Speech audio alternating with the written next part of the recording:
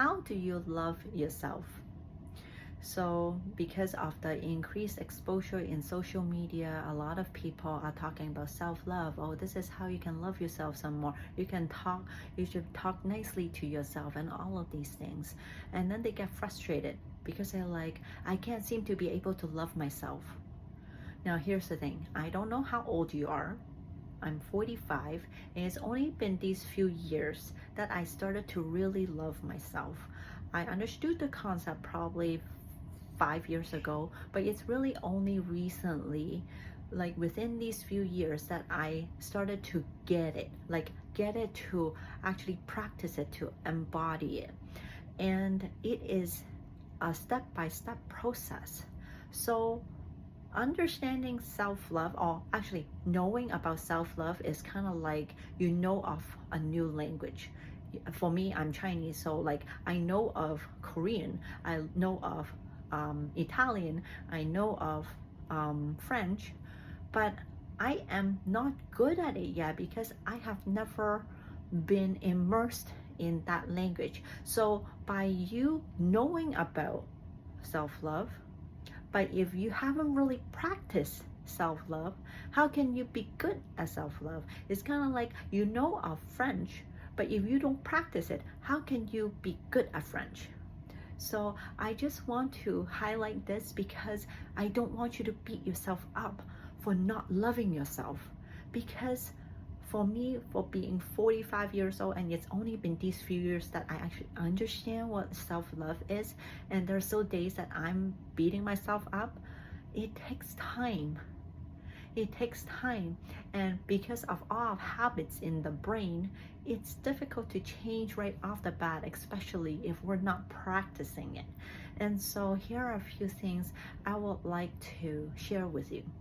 The one most important thing about self-love is not doing affirmations, is not treating yourself to a spa day, is not journaling every day, even though it can be. But the one most important thing about self-love is being aware of your feelings and validating it and acknowledging it. So for example, if let's say I'm so frustrated, I am so upset, I am so angry, I am so disappointed. A lot of times when we share these feelings with other people, they'd be like, why are you feeling that way? You shouldn't be feeling that way. Here are some of the things you can change it. And so a lot of times we even shame ourselves for feeling guilty, for feeling disappointed, for feeling upset. And this is one of the really big feelings, guilt and feeling upset, is because when we're in dynamics with our parents, a lot of times when we get angry and yell, our parents will yell back to say, why are you yelling? You shouldn't be angry, right? So for us to acknowledge our feelings is so important.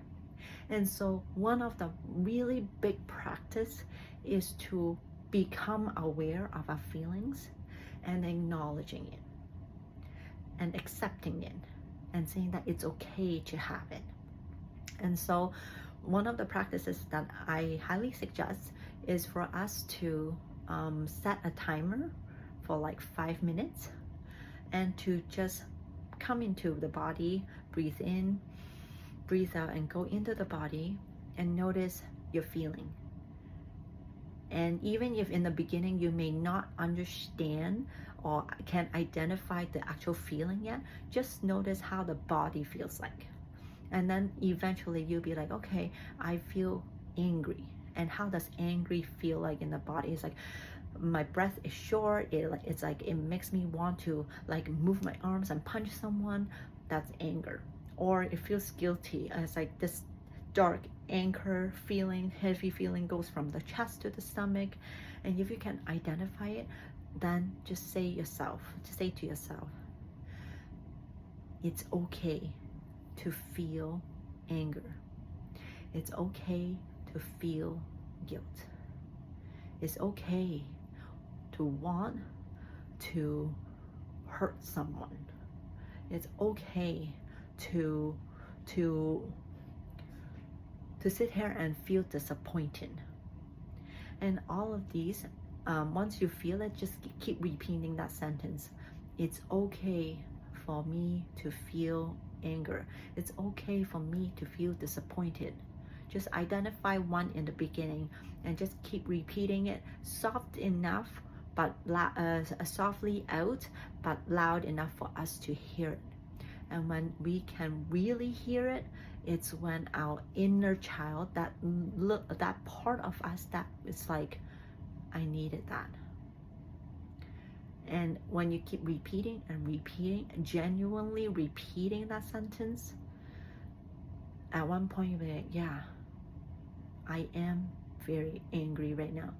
I am very disappointed right now. I'm hurt right now. And so this is that, to acknowledge our feelings. And so when we start having this practice to acknowledge ourselves for it, that's where self-love begins. So after the 5 minutes, and as you keep repeating it, sometimes what happens is the emotions may come. You may start crying. You may start need to scream or punch. So make sure that you scream or punch into a pillow or the bed, and then and just let it come. And don't hold back, and just let it come. Let it come until there is no more left. And once there is no more left, take a deep breath in, and then thank yourself. Thank you for acknowledging this feeling.